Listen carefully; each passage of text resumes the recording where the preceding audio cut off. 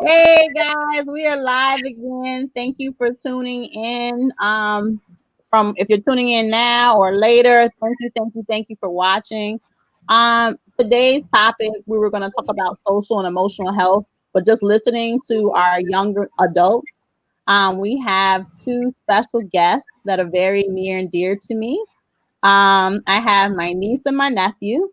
I have Heaven Cobb.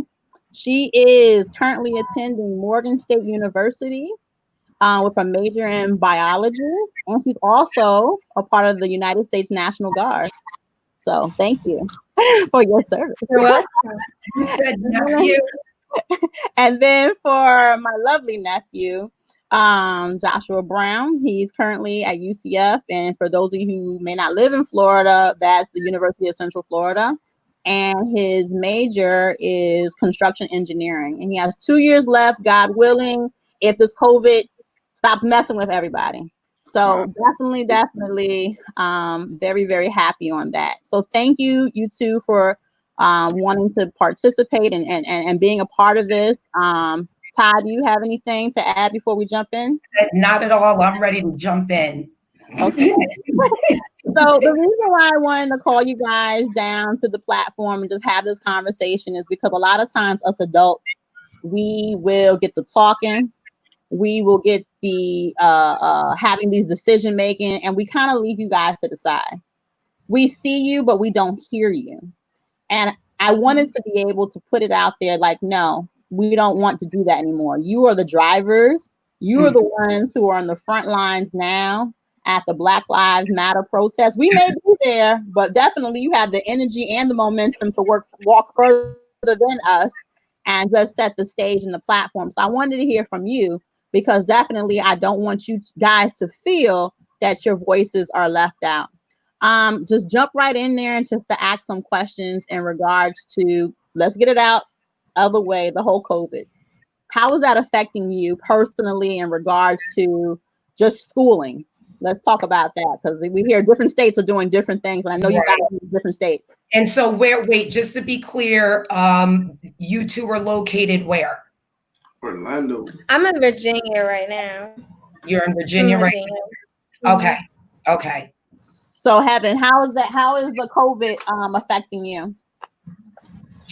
It's not too many cases here, but like since they've been opening up, it's been more, and it would be better if people listened, like with the mask thing and the going out so much.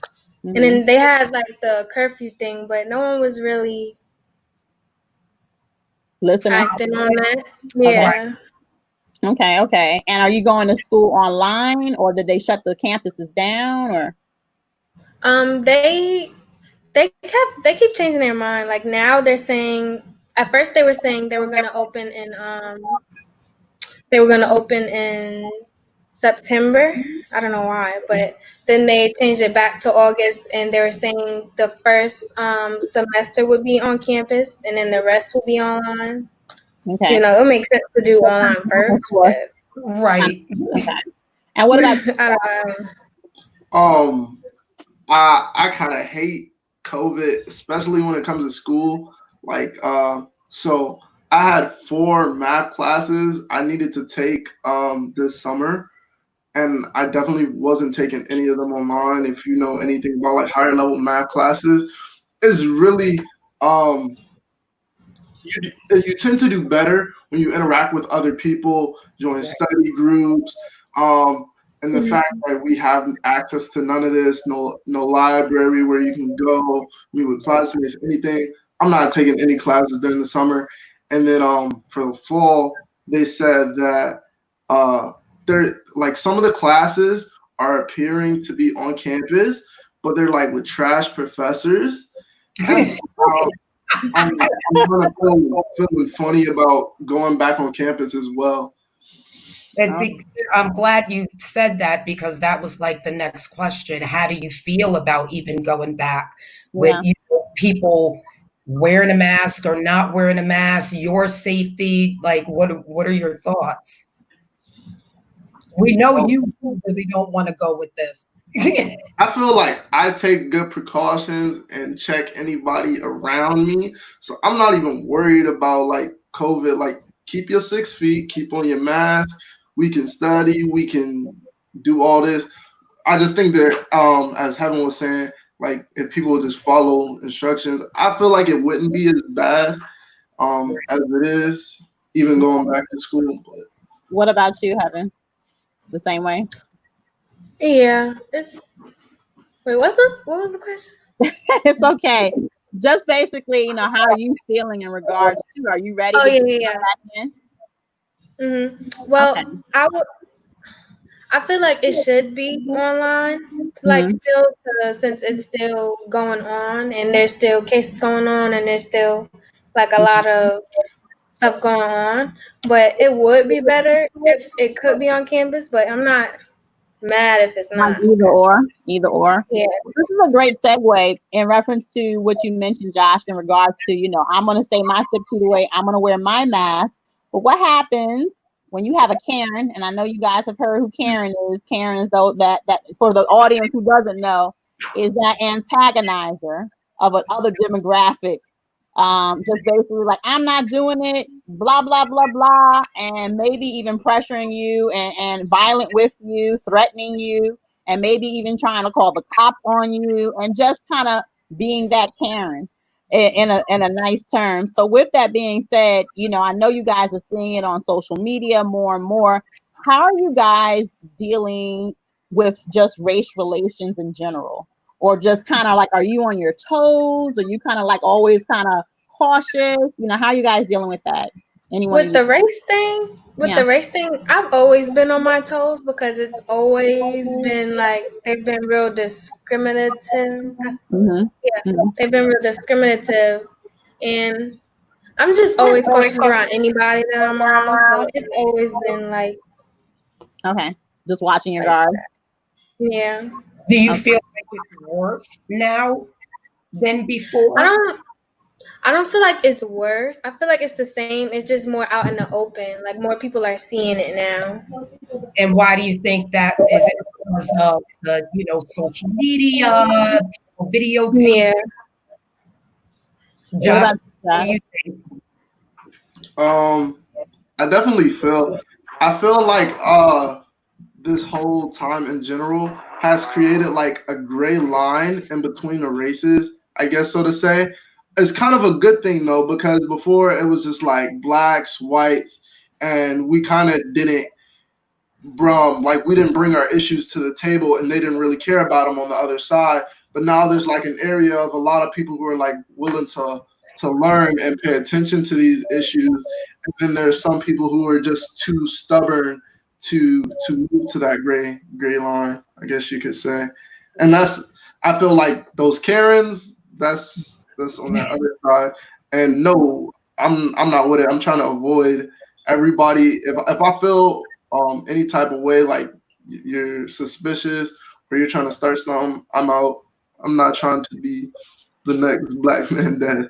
So both of you guys, I'm sorry, Ty. Both of you guys mentioned, being cautious and being on your toes. With that being said, do you guys clench up if you're riding and you see a police officer behind you? Like, how do you guys feel when you just happen to be in that environment, even if a cop is not going to stop you? I want to go even way past the cops because it's not just with the Oh cops. yeah, definitely.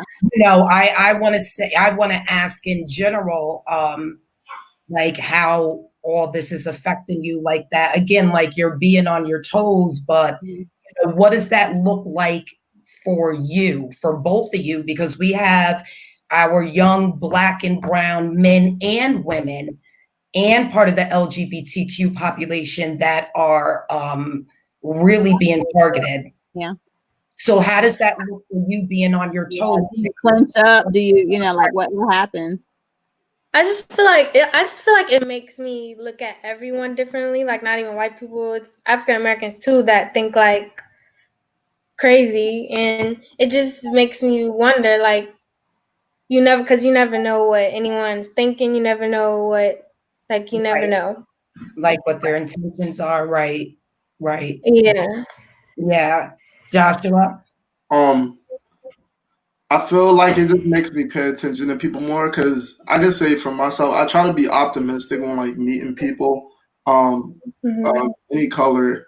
But now it's just like I'm paying attention, like the jokes people say, and just like that type of stuff. Where usually I would just blow it by me, like, "Ooh, that was a little shady," but now I'm like, "Nah, that's racist," and like my Right. mood Do changes. you address it? Do you or would you address it now that you're more aware?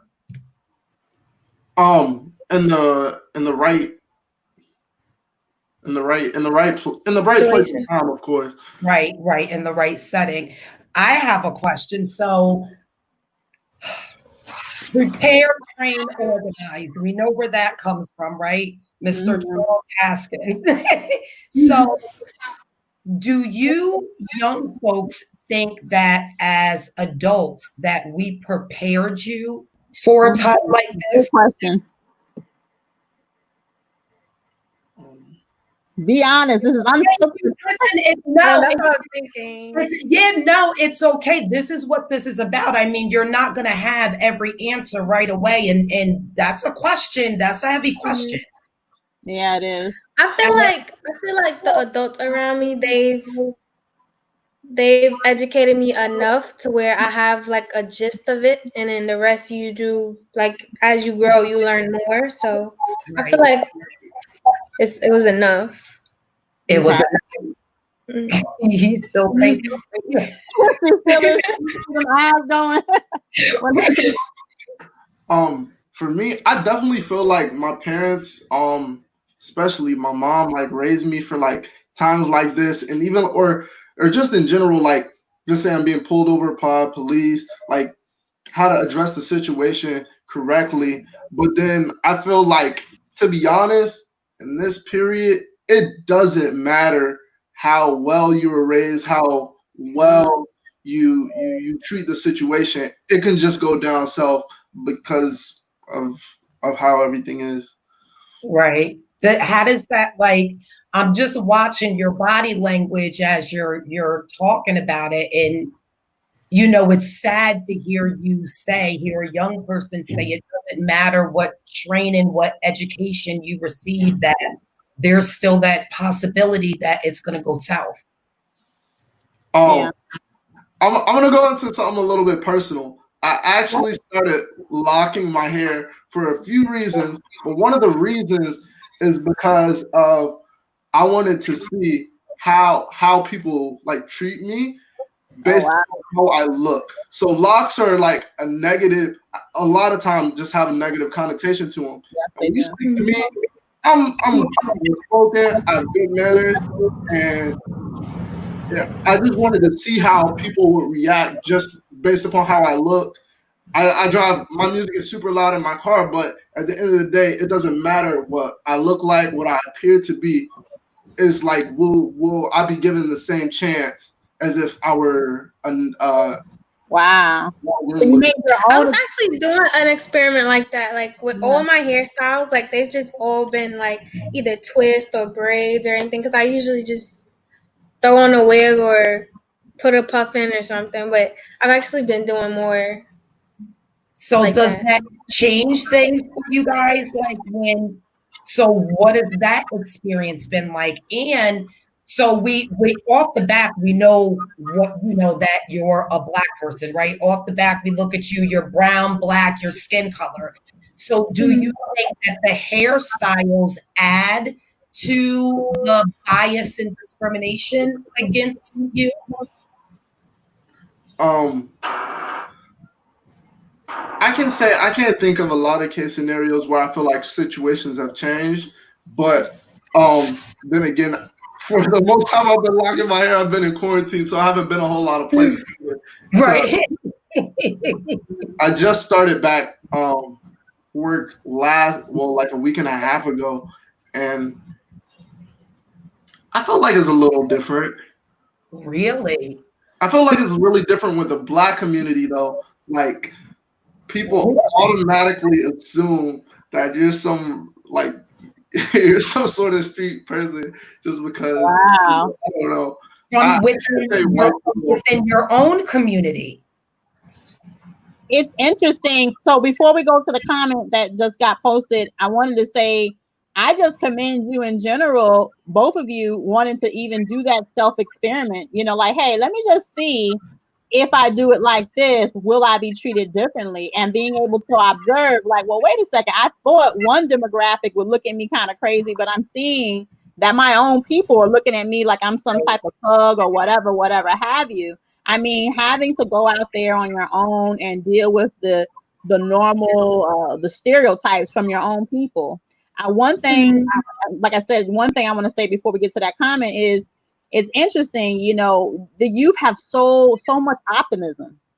I'll talk to my own kids, and I mean, even though they know and they hear and they see things, they have so much hope and so much, like, you know, hey, people are really good, and you just, you know, there are those bad seeds, but you know, there's good people out there. But me, I'm already, like, for me, I would have already chop that hair off. What are you doing? But why? Why have I been conditioned to think a certain way? And this goes right into the comment that Love Supreme mentioned. You want to talk to that, Ty? So, Love Supreme, as an educator, our school system has not done enough either. It's the lack of education in our history and the context of today's world surrounding Black life. So, which is true. I mean, come on now, they have in the history books that Columbus, you know, discovered America. We know damn well that ain't true, right? Mm-hmm. Even within, you know, the higher education, you really have to look for your own.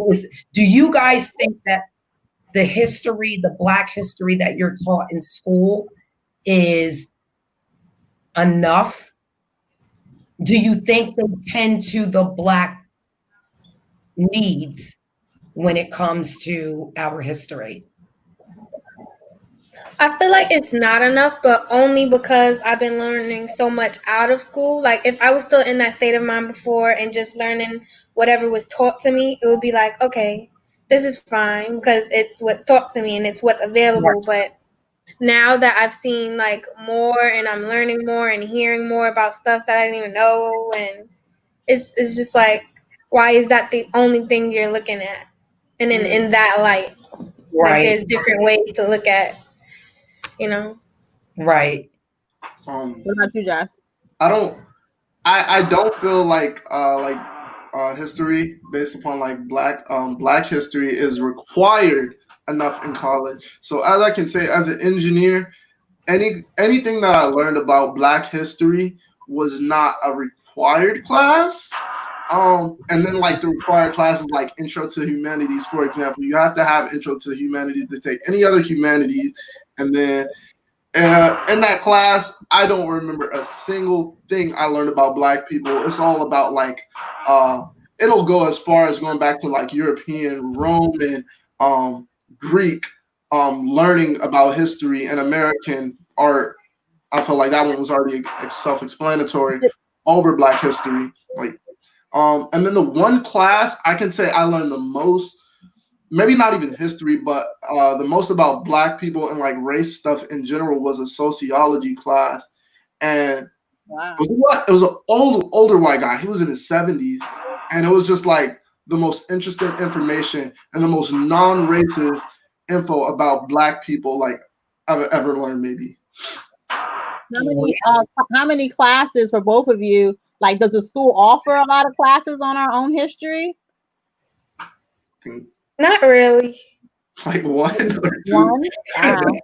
Yeah, literally. It's like it was actually I was at Virginia State first, and they actually only had one class, and it was really limited because it was only like 2 teachers teaching it. Mm-hmm. Were they so Black teachers? One of them was. One of them was. Mm-hmm. And what about for UCF, Josh? At UCF, I'm honestly not sure. I know there are a lot of different like degree paths you could take to take in history, but I don't know how deep they go into Black history. Okay. Do you guys? Oh, go ahead, Ty. No, go ahead.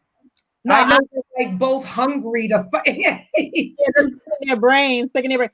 How do you balance? I always talk about this each podcast. How do you balance social media and then on your own saying, you know what, I want to learn more? Because of course, right now you turn on the TV, you see what the media is feeding you, then you hear what your mom and dad said, and you've been hearing what they said since you've been kids.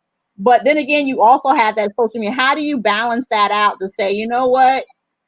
Let me put this TikTok down for 1 second and just pick up this book and see what's really going on, and get my own view thoughts going. Like, how do you personally balance that? Well, I always try to do my research on stuff that I hear, because a lot of stuff on social media and stuff that you hear in general is just biased, and sometimes it's not even real. Like, it's things that are made up. So I always try to do my research, because I don't want to go talking about it one day to somebody and then I'm saying some nonsense. Right. True. What about you, Josh? For me, all right. So I'm not gonna lie.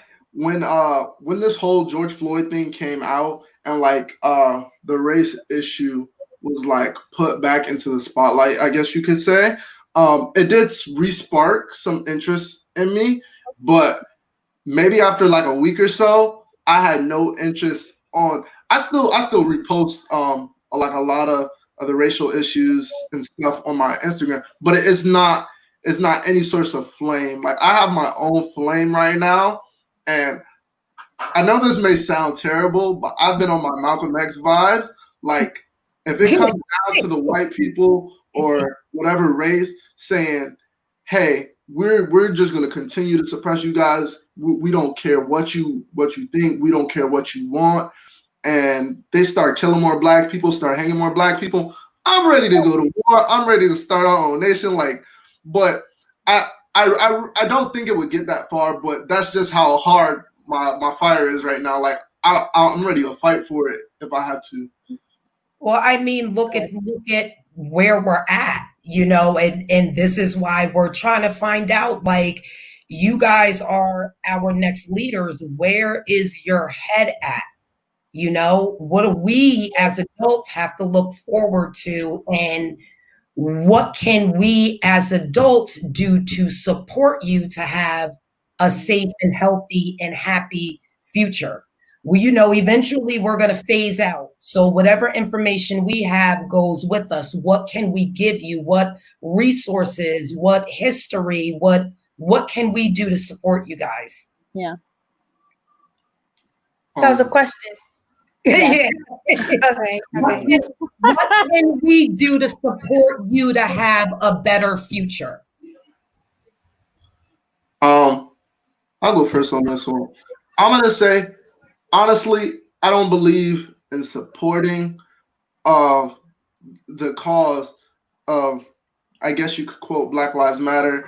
I don't know everything about the movement, but the racial injustice, and I don't think we should separate it. I do think and the people in the government should like look into still like taking out some of the books in the classes and the stuff you learn that's just not true, and put in more stuff about black people and about black history and things of that sort. But I don't really feel like you should separate the older generation from the younger generation.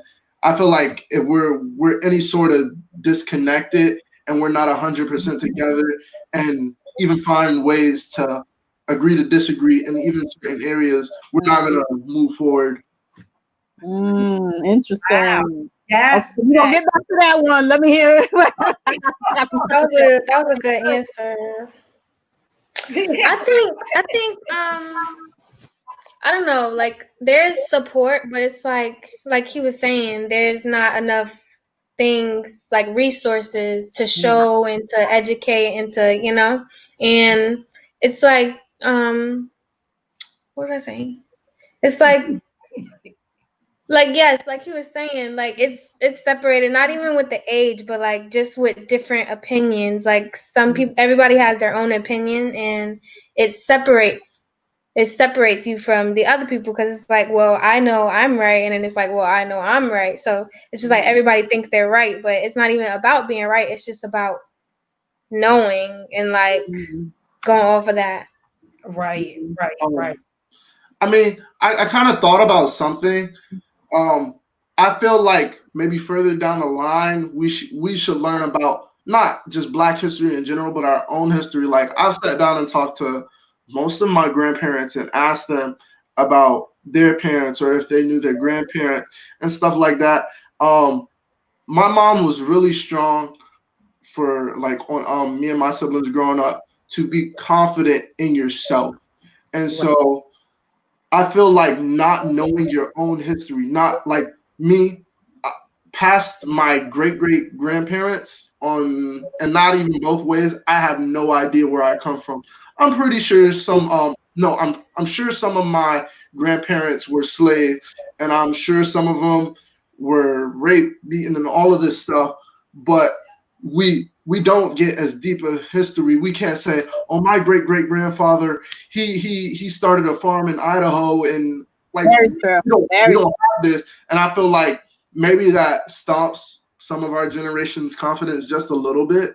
My goodness, yes. I don't really know how we can fix this issue or go back as far as we want to.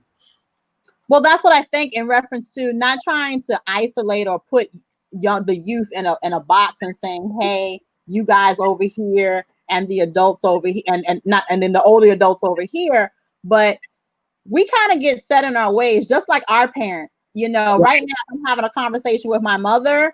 I'm like, Mom, it's like this and this and this. And she's like, I done heard it over here because this and that. I'll be like, what are you talking about? Everybody, I don't care what you say. And she'll walk away. Middle conversation. Well, I don't want to hear what you guys say. I'll be like, oh. With that being said, though, when I'm having a I told you right before the thing started, I have a conversation with my own son, and he has his own viewpoints. And I'm talking, I'm like, and blah, blah, blah, blah, blah, blah. And I'm like, you know what? And I do the same thing. I'm walking away like, I don't want to hear what you have to say because we're not getting anywhere. And I think it's you guys who have to do that, be that driving force and say, you know what? Let me talk to my grandparents. Let me ask those questions. Let me pick their brains, because the older you get relaxed. You get comfortable. I got a nice plant behind me and, and some nice, decorations in my house. Let me just pick up my feet. You guys have that drive and that momentum. I got to go to work tomorrow. I got to do this tomorrow. And not saying you guys don't have a job, but whose responsibility is it to make sure that they have that family history? And I'm like glad we're talking about this because this has been on my mind for like years. I call them, our elders, the gatekeepers. Mm-hmm. And back in the day, I know my mom used to sit down with her grandmother, my great grandmother, and brush her hair, and she would give her history, information, and then it stopped. But whose responsibility is it? Is it our responsibility to give it to you, or is it your responsibility to ask us for it? Where is the disconnect, do you think? I think it's our responsibility. I feel like you think it's your responsibility. Well, I feel like at a certain, like when you're younger, it's not in your mindset to be like, oh, let me ask about this, because you're not thinking about that at the time. So I feel like at a certain age, it's the parents or grandparents or whoever, it's their responsibility, and then you pick up from that. Mm-hmm. I like that. And I like that accountability that you guys have, saying that at a certain age, then you feel it's like your responsibility to come to the older generation to get that information. How do you guys deal with maybe your peers? So right now you got a homeboy, homegirl, and they're superficial. When I'm telling you every second they talking about the latest dance, the latest shoe. I mean, nothing that has to do with any type of substance. And of course, we all like to have fun and talk about those things. But let's just say majority of the conversation, they're in that little bubble. How do you guys kind of, or do you guys hear them say, hey, let's talk about this? Or did you hear what was going on with this over here? Like, how do you hang around people that are completely superficial and are not in the like minds of you guys? Or I have some. Oh, you could add. No, you good. You're good. Oh, well, I have some friends where like they like to talk about things because you see it everywhere. So I have some friends that like to talk about it and like get more information about it and stuff and see what I know, and then I see what they know. But then there are other people where they're it's not like they ignoring it, but they kind of like to push it to the side, like to pretend like it's not happening. So I guess it makes them feel better that way, but it's like it's still happening whether you want to see it or not. Mm-hmm. How do you handle that when, like, you know that there was like mad riots and looting, and you's like, girl, did you go to that concert? Like, are you like, do you force it on them, or you just kind of let them talk, or what do you do? Well, I feel like forcing it wouldn't really get the job done, because they're not gonna want to listen if you're forcing something on them or yelling it at them or something. They're not gonna listen. So I feel like, I don't know, they would have to really, like, they would have to be open-minded about it. Like, you just gotta have a conversation and just be like, well, yeah, the concert was great, but this was happening today, so I didn't really get to go. Yeah. What about And you? kind of educate them. I feel like I'm gonna say this. I'm sure we all know there's levels to this friend stuff. Like, yeah, there's a lot of friends. Okay, what are the levels? The people in my circle, we have a huge spectrum. Like, I can say I have three friends, like three real friends, and none of them we can literally talk about anything. We're not just superficial people. We weren't raised that way. None of that nonsense. Right. And I'm gonna say, I probably maybe not close friend groups, but I have some friend groups who are just like all about the nonsense all the time. And I feel like there's a time and a place to be with them, but it's not a thing you always do. So do you see that there's been like a separation or a distance in the people, the friends, the circle of friends you navigate to more because you're starting to go ahead? Oh yeah. So when this social injustice thing really like blasted off, I was watching my friends list on Instagram, on Twitter, on Snapchat, and just like paying attention. Like Blackout, was it Blackout Tuesday? Right. I literally unfollowed everybody who was posting their own nonsense. Like, it was just like a whole thing of group together. Don't post your own stuff today. We can stand together. It's really not that hard. Like, I'll follow like probably like 8 or 9 people that day. Not gonna lie. It's interesting because you guys, and I always talk about, and I tell the kids that when I talk to them about being able to compartmentalize, people, maybe if you want to, talk to a person about, uplifting you talk to this individual, everybody has little categories that you're in.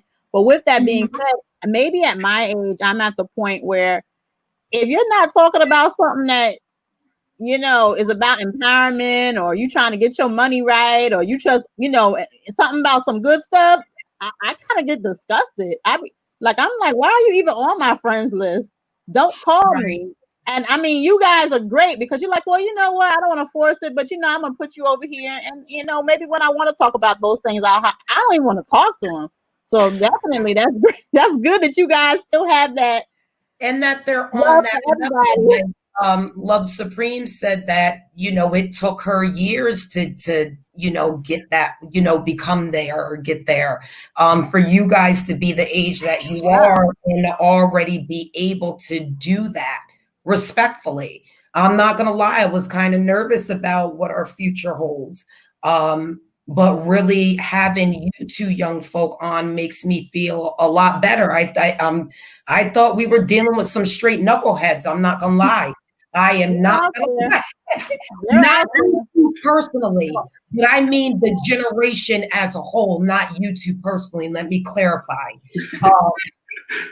And not that you two represent the whole generation, but it makes me feel better that we had 2 young folk, and that's where your head is at. Because I thought it was just all TikTok and Instagram and no boats, and y'all didn't care. And and I want to get kind of juicy, and what I want to get juicy about and talk about is you. So Joshua, you are 22, correct? 2. Yes, and then Miss Heaven, you are 19, and you guys are legally able to vote. And this is going to be a topic I'm going to talk about. No. This is going to be a topic that I'm going to talk about down the line, for my other listeners who are like, hey, talk about this, talk about the Republicans, the Democrats, blah, blah, blah, blah. But regardless, you guys, social media, the news, whatever you're looking at, you're listening to it. And you guys are able to vote. Not to even say who you're voting for, because we're not even there yet. Will you be voting? Because I have ran into young people. They're like, I'm not voting. It's not for me. None of this stuff, these policies are for me anyway. Maybe when I get to be like 4 years out, when I get older, it will affect me. But I've had these conversations with younger people. Will you guys even vote this year? I mean, coming up? I registered to vote, and I've been doing my research, like on who to vote on and what party I'm in, blah blah blah. But it's like there's nothing. I don't know. Like I don't know what to do, because it's like I don't want to vote for the wrong person, and then it seems like everybody's the wrong person. So that is very true. We don't know. I don't know. That is very true. Go ahead. I can say this is the second go round for me. So I graduated in 2016, right? This is the year Trump gets elected, and I had the same thought process. I'm like, Hillary is a liar, Trump's an idiot. So I'm like, I don't want to vote for either of these people. I really, really don't. Like, I got as far as going to the voting thing, and I thought about it. I'm like, I can't go get myself together to do it. But what I've come to around the second time, I'm gonna vote because nice. What I've seen and the regret I have from not voting is much worse than I feel like if you don't vote, whatever goes on, you have no say so. I feel like it's cowardly. You cowarded out, and so now it's time. Trump said some crazy stuff, done some crazy stuff. I can't really talk. Because I didn't try to do anything about it. And the last point on this same topic, I really believe in voting, and I hope my vote matters, but I don't know how much our votes actually matter, if the system is rigged, all this other stuff. I'm still going to do it. Okay. You're on fire. Okay. You're 22. I'm 32. Do you guys promote voting amongst your peers? Yeah, I tell everybody I know to vote, because it's like, yeah, you don't know who, but there's always gonna be somebody worse. So you just gotta go for that better person, because then you'll end up with Trump, somebody like Trump again, and that can't happen. Okay. And you know what's interesting when you talk about Trump? It's very interesting because during the Trump administration, there are some people, Black, white, Asian, whatever ethnicity you are, that have made money under him. But I think that when it comes down to it, regardless of how much your bank account is flourishing and you're like, woohoo, and you're going to take that trip or whatever, it's about humanity. It's about the other person. So we can enjoy ourselves as much as we want and our lavish and our luxuries, but what about the person who is suffering? And a lot of people have suffered under his administration. Now, I'm not going to be the one to say, for me personally, I'm not a Democrat and I'm not a Republican. I'm an independent. And based upon the topic at hand, I could kind of go, left or right. Either way, yeah. But with that being said, do you guys feel that when the wrong person, in your opinion, gets voted in, do you put blame on a certain individual? Or a certain type of group? For instance, take Biden. I'm not a fan of Biden. I'm not a fan of Trump. With that being said, I'm frustrated that Biden happened to be the representative for the Democratic Party. Who put that there? We did, because we had choices, but at the end of the day, we decided to say, you know what? I'm not voting, because there were people who didn't vote. And then now all of a sudden, bam, we have Biden. I mean, when things don't go your way in reference to does your vote matter, are you looking at it like, you know what, because of these older people, like, are you saying it, or do you think it's a younger thing? I don't think it's a younger or older thing. I just look at it like I just blame everybody because everybody has like I can have the same opinion as somebody that's 90, or I can have the same opinion as somebody that's 12, and there's always like, even with the different category of races, like there's a lot of Trump supporters that are African American or Asian or all of this or disabled or whatever, and it doesn't really matter like what you are, just wherever your mind is. Mm-hmm. What about you, Josh? I don't like to blame anybody. As I said, I failed my first time, so I really feel like I don't have any place to blame anybody. But when it comes, I feel what you said, Auntie. I feel like it has so much to do with what I was thinking, because at the end of the day, I feel like Trump and Biden are both terrible candidates, and then now we have this Kanye thing trending. That's a whole nother mess. No. Speak on it. Speak on it. I'm gonna go back to what I was just talking about. That's cat. It's literally a waste of a vote. It's a waste. That's cat. Oh wait. It's a waste of a vote. But back to what I was saying about Trump and Biden. I feel like too many people, not just us regular people, too many people under his literal administration have been suffered and kicked out for disagreeing with him. And I'm just like, if you're just going to abuse your power, you don't deserve the power. That's why I believe he needs to be kicked out. I just feel like people don't know enough. Like there's some people that supports this person, but they don't know everything about that person, and it's just whatever they see, they're like, oh, well, I like that about them, so I guess I'm on their team. So I feel like people should know more before they put themselves for one thing. Right. Just like you've been saying, like doing your research, you know, like you said, you don't just listen to what people say, you actually do your own research so you can speak on it. I like that. I definitely like that. You want to read some of the comments, Ty? We have, let's see. Can I show some of these? Are they going to come up? Yeah, it came up. It came up for like 2 seconds. Yeah, you must have took it off. Did it? Yeah, it came up. And I think you can write someone in regardless of party. True. We're talking about. And here's the thing about that. Let's just say right now, we all collectively decided that we wanted, I don't know, Warren. I don't know, just whatever name we all said, this is who we wanted. If we wrote the person in on the ballot, unfortunately, the majority of the Black vote, and I want to say it's the South, I want to say it's the church folk in South Carolina. I don't know what it is about that area. They are the ones who put Biden on the map. Biden was losing to Bernie Sanders. And, you know, he was about to be out the game. And then all of a sudden, boom, just like that, they elected Biden as the Democratic nominee. And I hate the fact how the candidates can go into a church and talk to the congregation.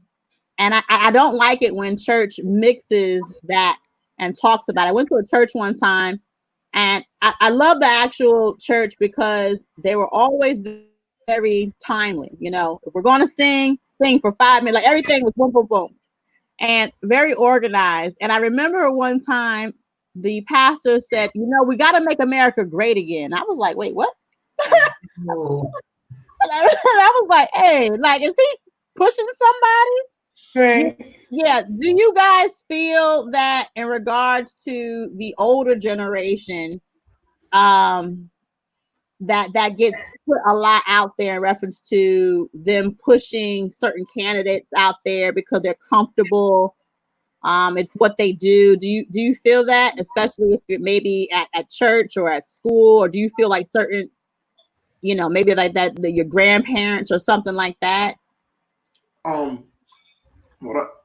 As a person of being in the church, I feel like it really boils down to I don't think people should push politics in church. I'm 100% against it because at the end of the day, a lot of people in the church try to bring up for Trump, voting Trump, he's against abortion, all this other stuff.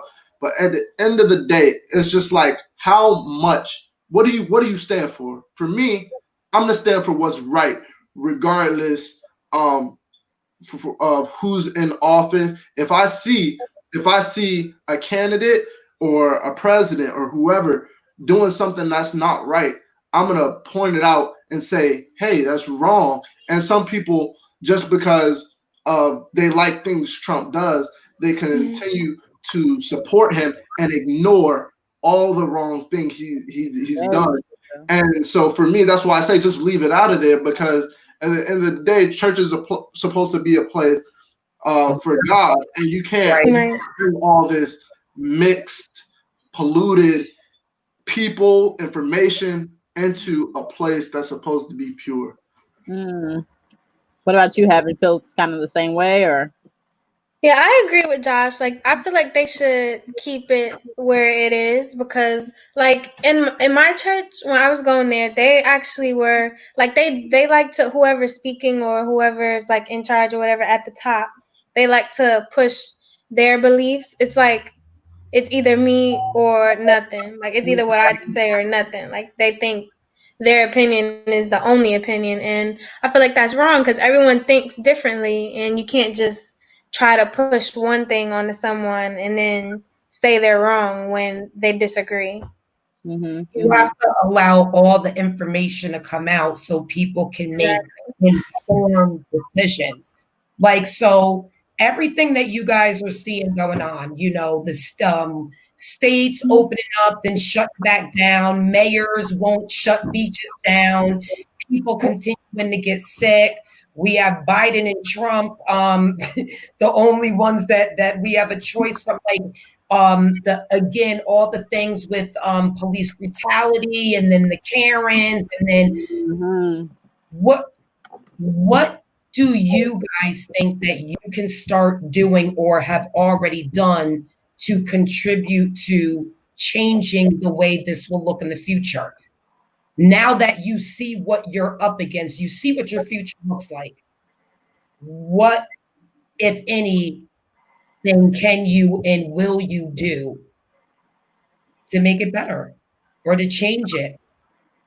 I guess I would just like put myself out there more, like try to like I don't know how I would like with all the riots going on and the protests and everything. Like everyone's trying, so like I could try like that, but I don't know like what there is because especially like the younger you are, people tend to not listen because because you're so young and you don't know anything yet. But I feel like we could try to put ourselves out there more.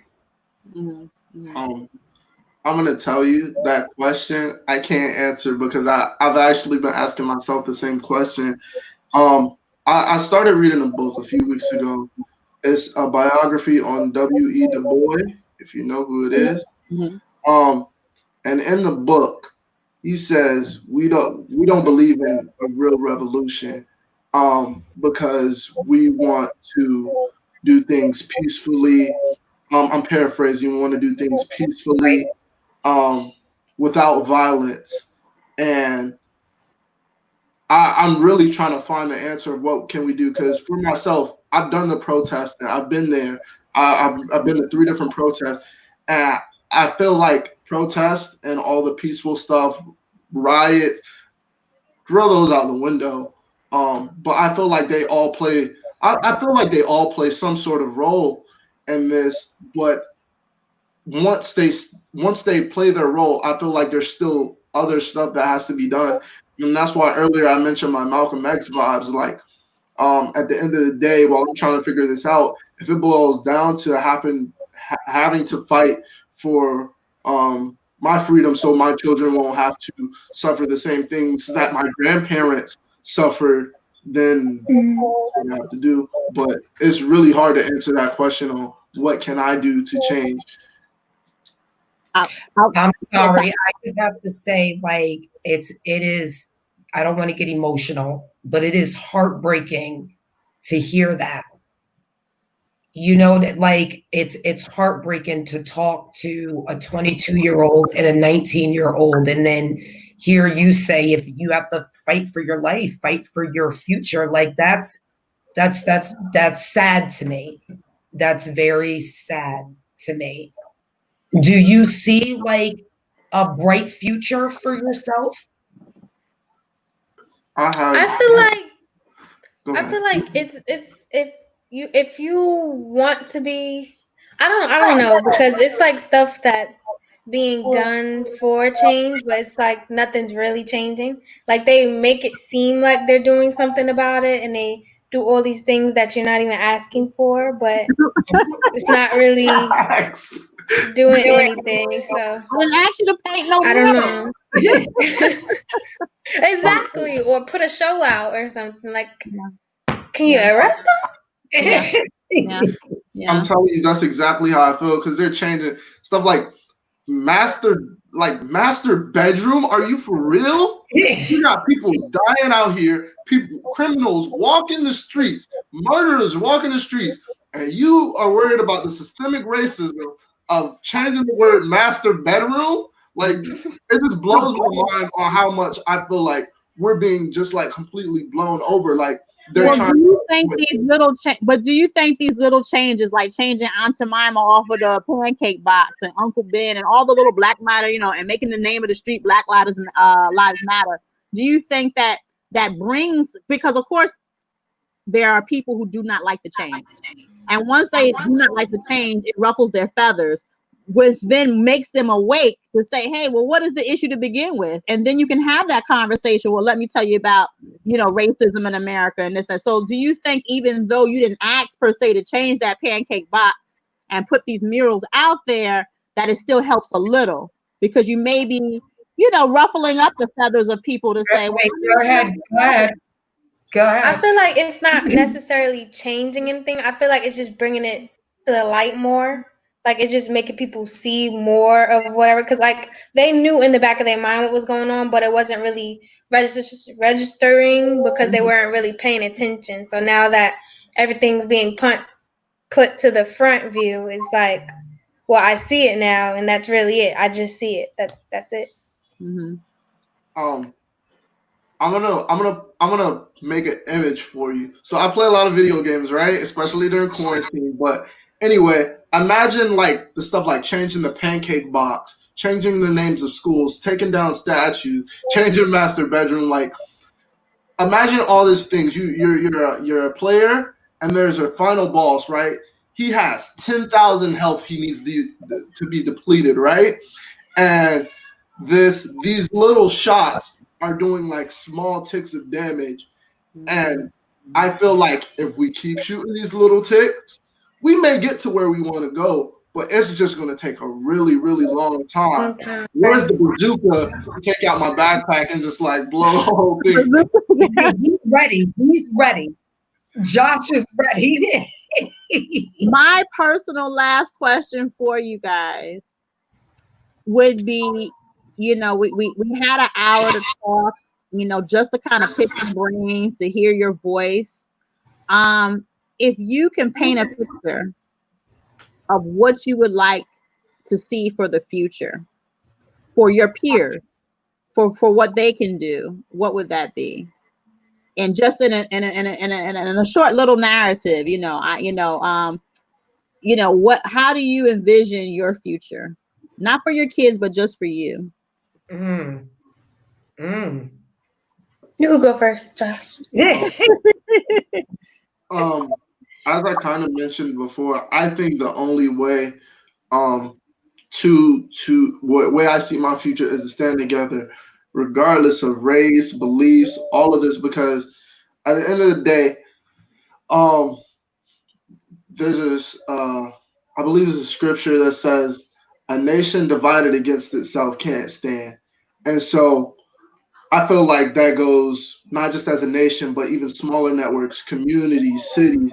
As long as we have these two big sections of people who are unwilling to learn. Even on the Black side, people who are unwilling to learn how to incorporate different things and change what you do, so that we might get rid of racism, get rid of all these murderers off the street, get all these Black people out of jail, and all these other huge issues in our country. Unless we can find a way to stand together to get rid of the issues, we're never going to get rid of them.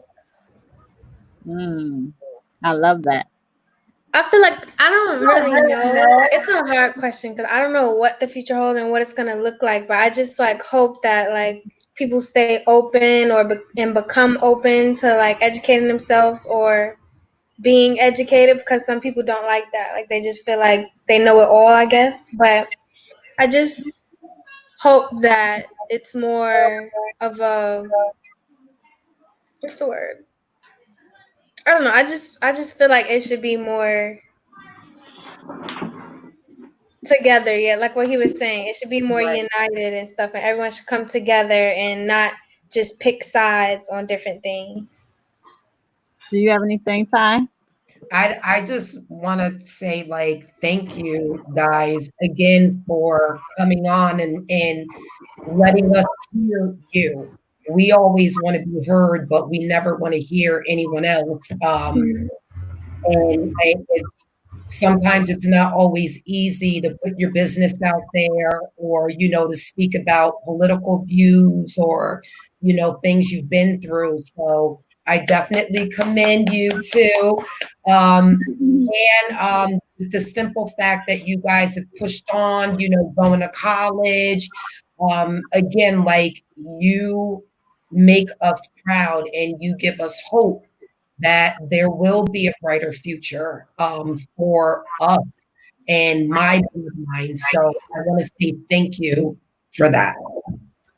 You're very welcome. I want to, before we close, I want to ask you to, if you can just share your knowledge and your perspectives with your peers.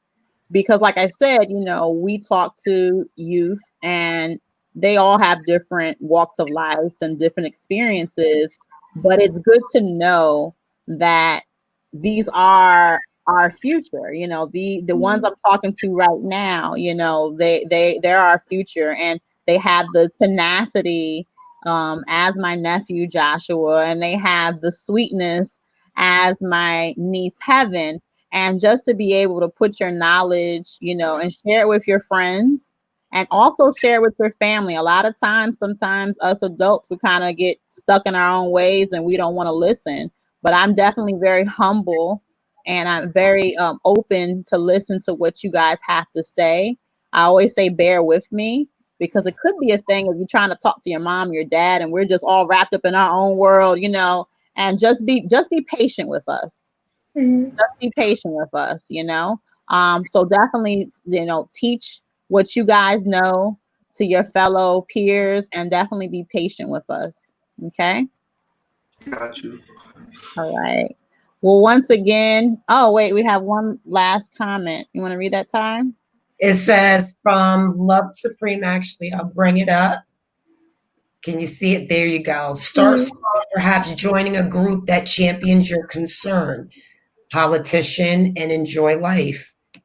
Yes. I like that. Thank you, Love Supreme. Thank you. Yes. And what did Cash say? We can have a united America where everyone is prospering and enjoying the bounty, or there is a possibility we end up with no America at all. That's what I'll say. Thank you.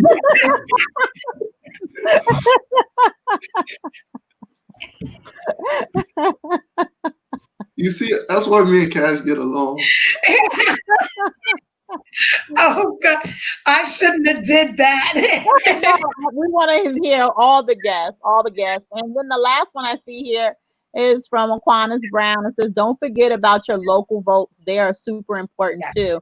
That's very true. A lot of times we just think about our big presidential election, and we're not thinking about the mayor and the city council, because these are all the people that are running the police and giving the funds to them, et cetera, et cetera. So we want to make sure that we stay on top of that as well. And like I said, thank you once again for joining our podcast. And thank you for to opening everyone your that experiences. joined. Thank you. Joshua, Heaven. Thank you. She's dancing. We don't do that this time. You know, you gotta really rock and do all that. Joshua exited the chat. I don't know. But thank you. We're ending the live right now. Bye, guys. Bye.